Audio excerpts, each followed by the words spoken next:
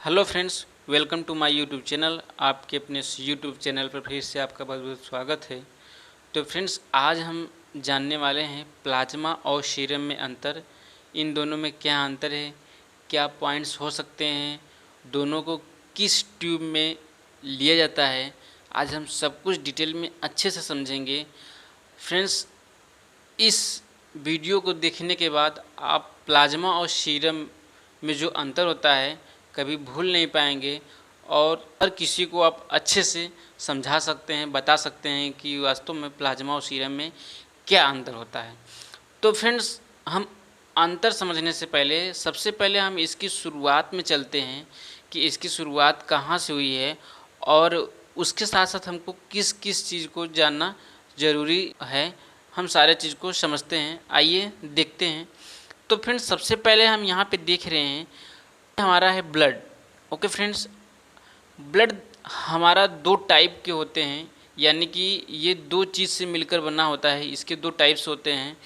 कौन कौन सी चीज़ से मिलकर बना होता है? सबसे पहला होता है हमारा प्लाज्मा और दूसरी की बात करें तो हमारी होती है रुधिर कणिकाएँ।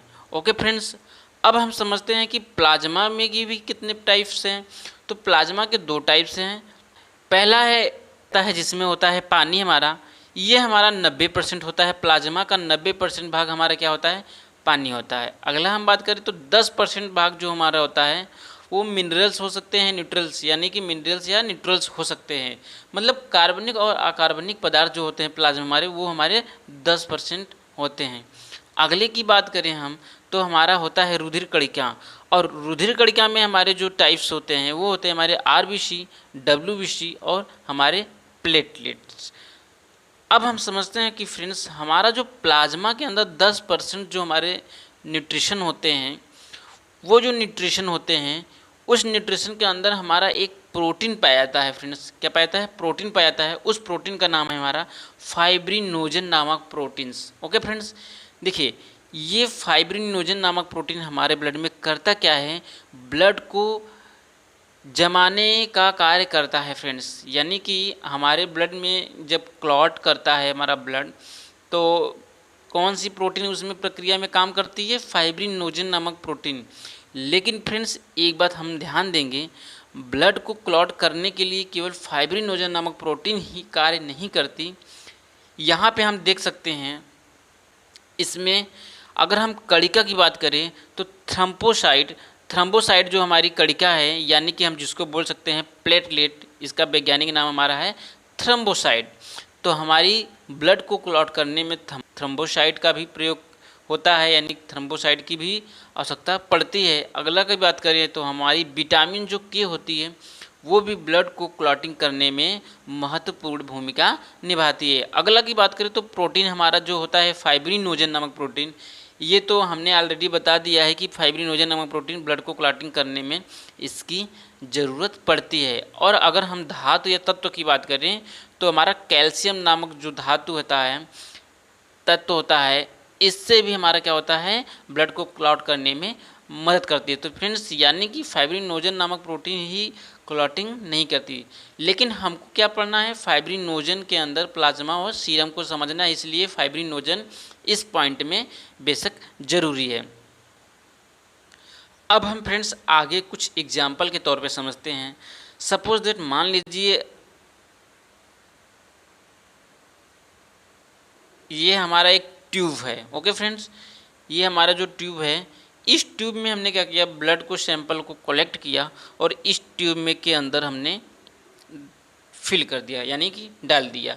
तो हमारे इस ब्लड में क्या क्या प्रेजेंट हो सकते हैं? थ्रम्पोसाइट, विटामिन्स के भी प्रेजेंट होते हैं, फाइब्रिनोजन भी प्रेजेंट होते हैं, और तत्व या धातु हमारे जो कैल्शियम होते हैं वो भी प्रेजेंट होते हैं। इसके साथ साथ हमारे आरबीसी, डब्ल्यूबीसी, प्लेटलेट यानी कि थ्रम्बोसाइट ही। तो फ्रेंड्स, सारे चीज़ प्रेजेंट होते हैं इस ब्लड सैंपल में, जिसको हमने इसमें रखा है, सारे के सारे चीज़ प्रेजेंट होते हैं। हमको यहाँ से ध्यान देना है कि हमको यहाँ पे फाइब्रिनोजन जो हमारा प्रोटीन है वो इसमें प्रेजेंट होता है। अब देखिए फाइब्रिनोजन काम क्या करता है? ब्लड को क्लॉट करने में काम करता है। अब देखिए, फाइब्रिनोजन कहता है कि भाई देखो, हमारा काम है ब्लड को क्लॉट करना। तो अगर हमको सारी चीज़ें प्रेजेंट है हमारे साथ, जो हमारे दोस्त आ रहे हैं सारी चीज़ें हमारे साथ प्रेजेंट हैं। हाँ, ब्लड को क्लॉट करने के लिए एक चीज़ की आवश्यकता पड़ती है जिसको हम बोलते हैं एयर। यानी कि जैसे ही इस फाइब्रिनोजन को एयर मिलता है, तुरंत हमारा क्या करता है, ब्लड क्लॉट करता है। लेकिन जो ब्लड क्लॉट करता है, उस क्लॉट करने की प्रक्रिया में भी 2 से 5 मिनट का समय लगता है, क्योंकि सारी प्रोसेसिंग होती है।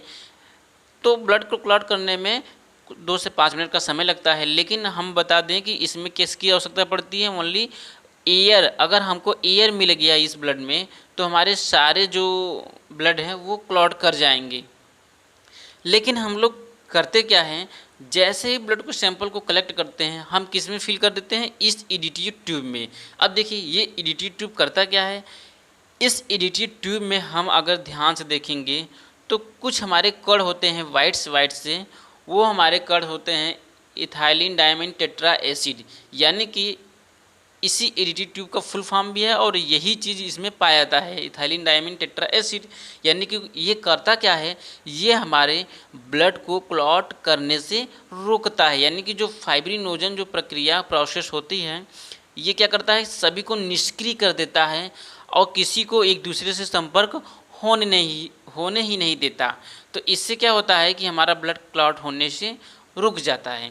अब हम एक बात ध्यान देंगे फ्रेंड्स, अगर हमारा ब्लड इसमें क्लॉट हो गया होता तो फाइब्रिनोजन नामक प्रोटीन अपना प्रक्रिया कर देता और इसमें फाइब्रिनोजन का जो काम होता है वो कंप्लीट होकर ख़त्म हो जाता फाइब्रिनोजन। लेकिन अगर हम इसमें बात करें तो क्या इसमें फाइब्रिनोजन नामक प्रोटीन पाया जाएगा, तो बिल्कुल फ्रेंड्स पाया जाता है। इसमें फाइब्रिनोजन नामक प्रोटीन पाया जाएगा। क्यों पाया जाएगा, क्योंकि इस ईडीटी ट्यूब में फाइब्रिनोजन ने अपनी जो प्रोसेसिंग होती है, उनका जो फाइब्रिनोजन का कार्य जो होता है वो अपना कार्य कंप्लीट नहीं कर पाता, क्योंकि इस ईडीटी ट्यूब क्या करता है, ब्लड को क्लॉट करने ही नहीं देता। अगर ब्लड हमारा जब तक क्लॉट नहीं होगा तब तक इसमें फाइब्रिनोजन नामक प्रोटीन पाया जाएगा। यानी आपको अच्छे से समझ में आ गया होगा कि ईडीटी ट्यूब में फाइब्रिनोजन नामक प्रोटीन प्रेजेंट होता है। देखिए फ्रेंड्स, अब हम इस ट्यूब की बात करते हैं, प्लेन ट्यूब। और प्लेन ट्यूब का हमारा जो लीड होता है वो रेड कलर का होता है।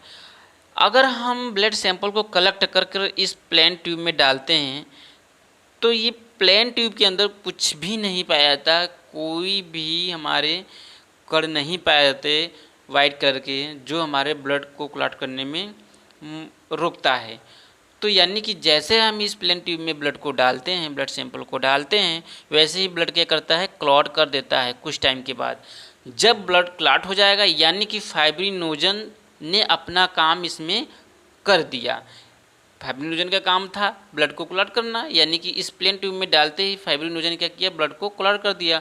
और जब फाइब्रिनोजन क्लॉट हो जाएगा तो जाहिर सी बात है फाइब्रिनोजन इसमें क्या हो जाएगा, अब्सेंट हो जाएगा। यानी फाइब्रिनोजन का जो काम था ख़त्म, यानी फाइब्रिनोजन इसमें नहीं पाया जाएगा।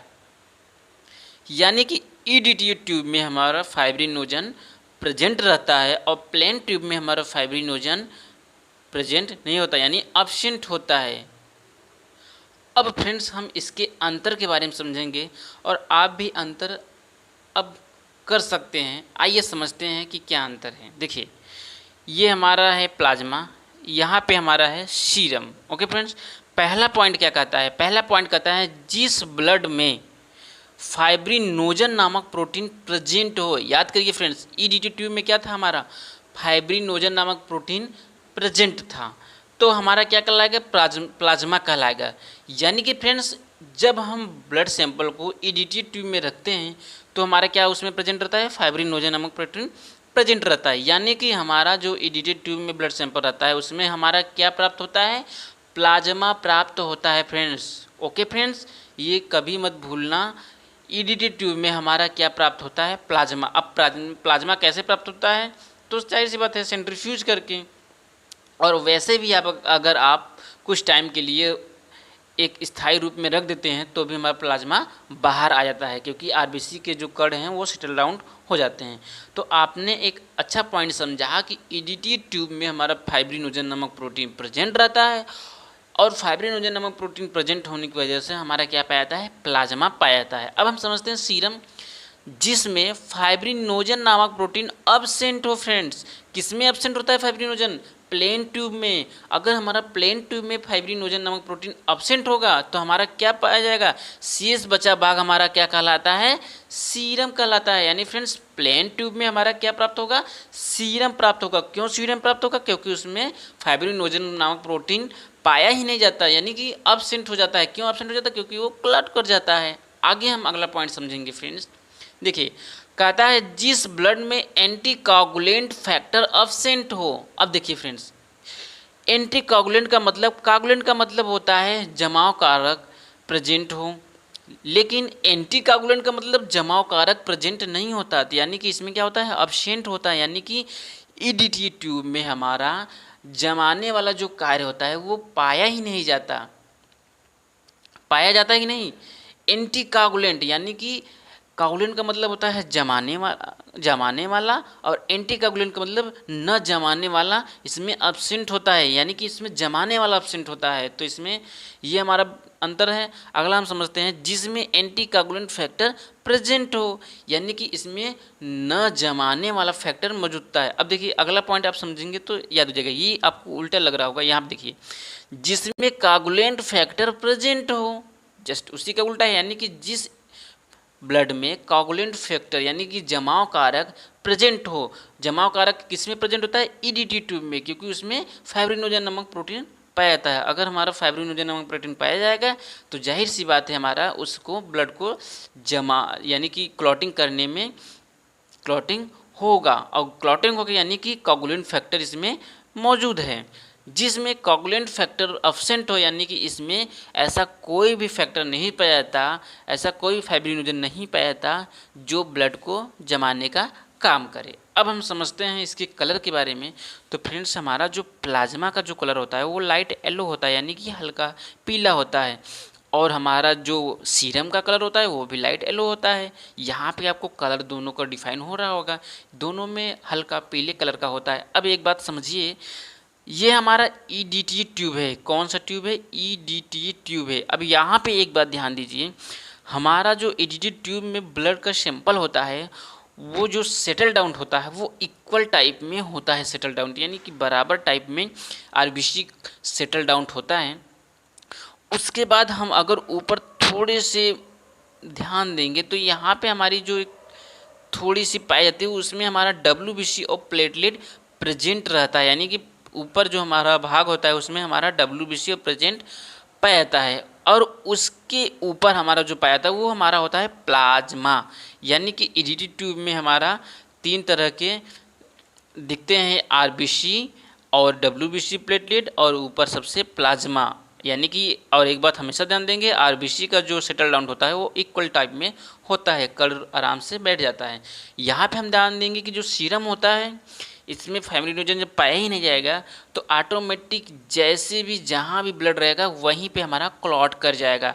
अगर क्लॉट कर जाएगा तो इसमें आरबीसी का जो सेटल डाउन होता है वो इक्वल टाइप में पाया ही नहीं जाएगा, और बाकी हमारा इसमें डब्ल्यूबीसी प्लेटलेट दिखेगा ही नहीं। यानी कि ऑलरेडी हमारा आरबीसी का इस तरह से क्लॉटिंग होगा, और उसके बाद हमारा सीरम कुछ इस तरह से दिखाई देगा। तो फ्रेंड्स, ये हमारा प्लाज्मा और सीरम में कुछ अंतर था, और हमने इसको अच्छे से समझा। आई होप कि आपको अच्छे से समझ में आ गया होगा।